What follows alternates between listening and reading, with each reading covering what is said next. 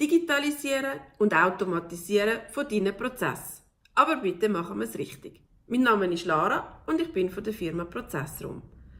Es freut mich, dich kennenzulernen. Aber wer ist Firma Prozessraum überhaupt? Das bist du und das bin ich. Weil gemeinsam optimieren wir deine Prozesse optimieren mit deinem Team. Und zwar so, dass sie nachher digitalisiert und automatisiert werden können. Warum ist es wichtig, dass man vorher den Prozess optimieren und dann erst in die Digitalisierung geht? Weil sonst laufen wir Gefahr, dass wir einen schlechten Prozess digitalisieren. Und so haben wir nachher noch mehr Kosten, als dass wir sie vorher haben. Und das willst du nicht.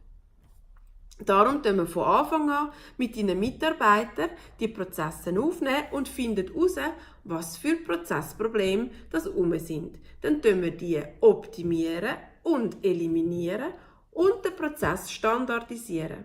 Und dann nachher entscheiden, welche von diesen Prozessen dass wir in eine Digitalisierung oder in eine Automatisierung überführen können. So haben wir auch das Change Management im Griff, weil deine Mitarbeiter von Anfang an dabei sind. Und somit haben wir die Betroffenen zu Beteiligten gemacht. Also wenn du möchtest deine Prozesse digitalisieren und automatisieren, dann geh mit uns den Weg und herausfinden, welche Prozesse das wirklich fähig sind und wo du tatsächlich etwas einsparen kannst. Und dann nachher gehen wir an und das miteinander umsetzen. Gemeinsam mit deinen Mitarbeitern. Und so wirst du auch in der Implementierung kein Problem haben. Wenn du mehr möchtest wissen, wie das Ganze funktioniert, oder du möchtest deine Herausforderung und deine Zielsetzungen mit mir besprechen, dann freue ich mich darauf, dass du dich bei mir meldest.